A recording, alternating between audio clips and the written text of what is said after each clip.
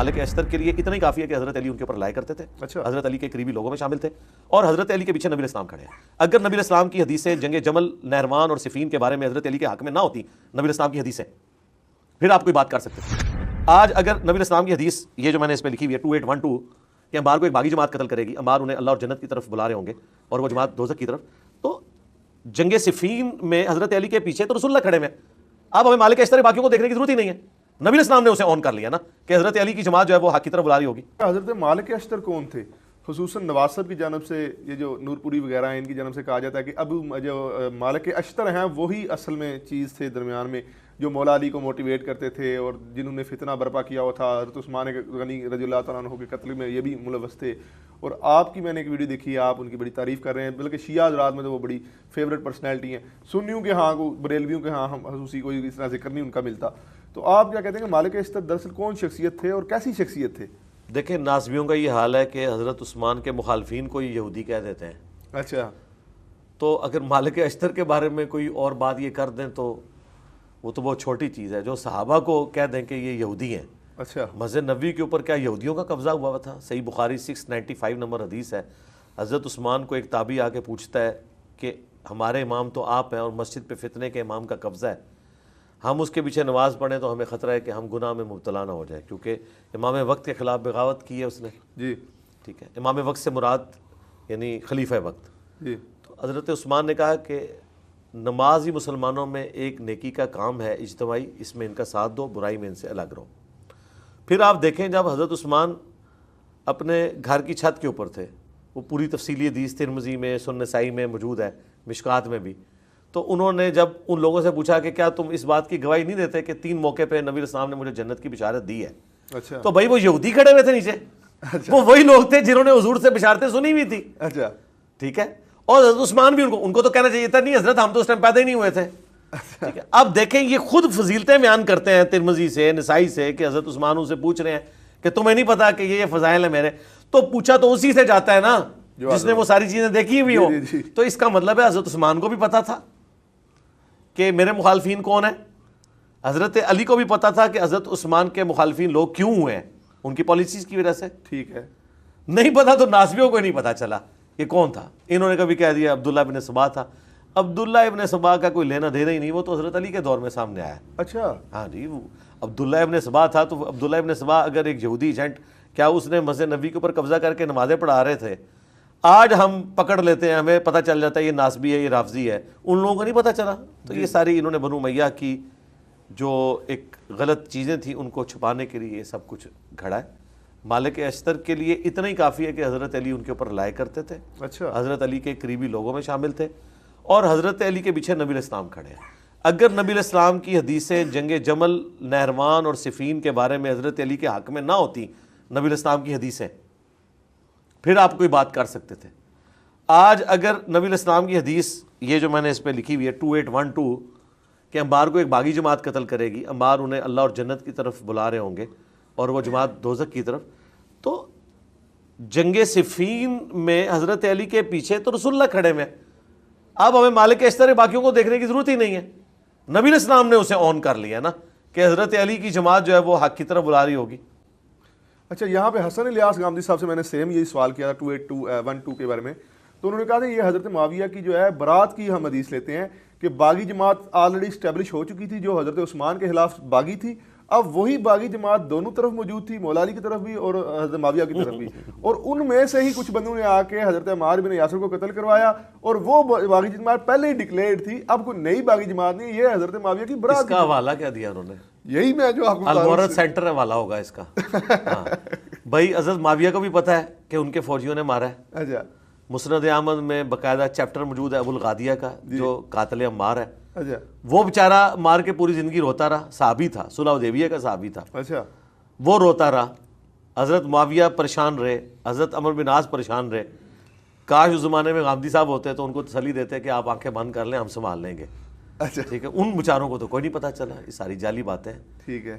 جو حدیث کی کتاب میں بالکل بندے کا نام آیا ہوا ہے، مسند ابی الغادیہ پورا ایک چیپٹر ہے. ابو الغادیہ ایک صحابی ہیں جن سے حضرت عمار کا قتل ہوا ہے اور وہ حضرت معاویہ کی طرف سے جنگ صفین میں لڑنے آئے تھے اور انہوں نے حضرت عمار کو قتل کیا. پھر پوری زندگی وہ روتے تھے جب انہیں پتہ چلا کہ عمار کا قاتل اور مال لوٹنے والا جہنم کی آگ میں. وہ اس حدیث کی وجہ سے روتے تھے.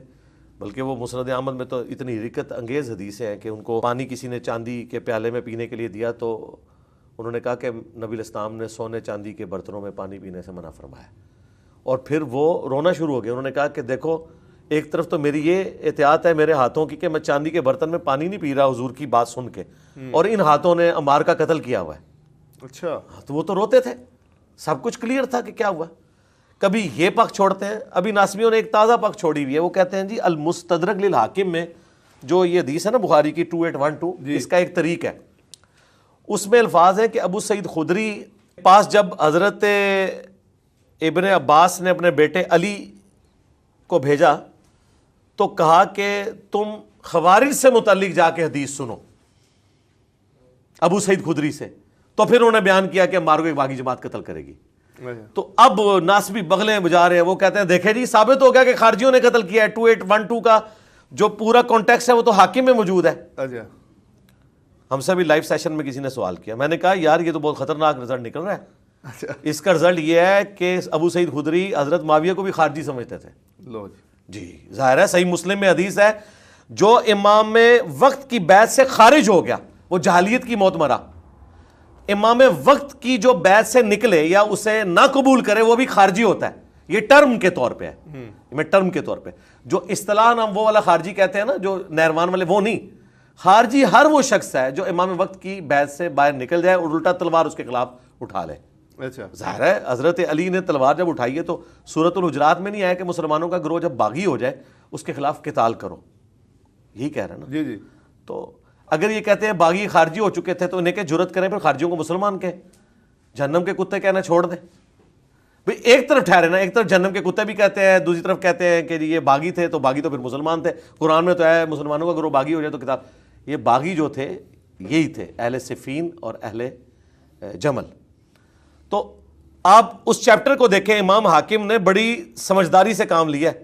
وہ چیپٹر انہوں نے پیچھے سٹارٹ کیا ہے اور اس میں وہ حدیث لے کے آئے ہیں کہ حضرت عمر بن عاص نے کہا کہ دیکھیں ہماری فوج نے حضرت عمار کو شہید کر دیا اور میں نے حضور سے سنا تھا کہ عمار کو ایک باغی جماعت قتل کرے گی. ٹھیک ہے, امام حاکم نے اس چیپٹر میں ڈالا ہے. بیسیکلی امام حاکم یہ بتانا چاہ رہے تھے کہ امام وقت کے خلاف خروج کرنے کی وجہ سے حضرت معاویہ اور ان کی جماعت خارجی بھی ہے, صرف باغی نہیں ہے. تو یہ 2812 کا جو انہوں نے اپنی طرف سے شان نزول نکالا تھا وہ تو ان کے گھاٹے فٹ ہو گیا. اب تو یہ بغاوت سے آگے بات چلی گئی ہے, تو لہٰذا حاکم کی بات نہ کیا کریں, چھپائیں اس حدیث کو جو آپ کا کام ہے. 2812 تو چلے نہیں چھپ سکی, وہ بخاری میں لکھی ہے, حاکم کی روایت کو چھپائے ورنہ تو اگلا فتویٰ بھی چلا جائے گا. اچھا, محمد بن ابی بکر جو ہیں انہیں کیا لشکر شام نے کی شخصیات براہ راست قتل کیا گیا تھا یا پھر وہی واقعہ ہوا کہ کسی سے قتل کروا دیا گیا, یا کیا معاملہ ہوگا ان کے ساتھ؟ تاریخی روایتیں البتہ اشارتاً تو ذکر موجود ہے صحیح مسلم کے اندر اما عائشہ سلام اللہ علیہا کے حوالے سے کہ وہ اس پہ افسردہ تھی جو ان کے بھائی کو اس طریقے سے قتل کیا گیا اور پھر گدھے کی کھال میں ڈال کے ان کو آگ لگائی گئی. ظاہر شامیوں نے کیا اور جنگ کے دوران یہ سب کچھ ہوتا تھا. بنو امیہ نے تو ہر وہ حربہ استعمال کیا ہے جنگ جیتنے کے لیے. جی جی. حضرت علی کی بظاہر دنیا میں جنگوں میں کامیاب نہ ہونے کی وجہ یہ تھی کہ حضرت علی انفیئر مینز یوز نہیں کرتے تھے. اچھا, وہ کہتے تھے ظاہر ہے میں اللہ کے حضور پکڑا جاؤں گا. جی جی. دیکھیں دنیا میں تو سکندر اعظم بھی کامیاب ہے, ٹھیک ہے, دنیا میں چنگیز خان سے زیادہ کامیاب کون ہے؟ اتنی بڑی کانٹیگوس امپائر کہ چین سے شروع ہو کے افریقہ تک جاتی ہو, گریٹ برٹن نے بھی نہیں دیکھی. گریٹ برٹن کی اوور آل بڑی تھی لیکن کانٹینیوس کے راستے میں کوئی ملک نہ بچے, نہ مسلمانوں نے اس طرح کی فتوحات کی جو چنگیز خان نے کی ہے. تو دنیا میں تو وہ کامیاب تھا, کیا اللہ کے حضور بھی ہے؟ نہیں. حضرت علی کا موقف یہ تھا جو کہ وہ نبی الاسلام کے تربیت یافتہ تھے, وہ کہتے تھے دنیاوی کو نقصان ہو جائے کوئی مسئلہ نہیں ہے. یار انہوں نے تو اپنے بھائی کا وظیفہ نہیں لگایا عقیل کا, اچھا, اپنے بیت المال میں سے. جی جی. تو وہ تو کہتے تھے میں نے قرآن و سنت کو دے کے چلنا ہے, بظاہر اس میں کوئی ناکامی بھی ہو کیونکہ اصل کامیابی تو آخرت کی ہے. دنیا میں ہزاروں انبیاء اس حال میں آ کے چلے گئے کہ کسی کے ساتھ 4 امتی, کسی کے ساتھ 3, کسی کے ساتھ 2, کسی کے ساتھ 1 قیامت کے دن ہوگا, بخاری مسلم میں ہے, اور کسی کے ساتھ 1 بھی نہیں ہوگا. کامیاب تو وہ بھی ہوئے. تو اصل کامیابی ہے کہ اللہ کے حضور کیا ہے.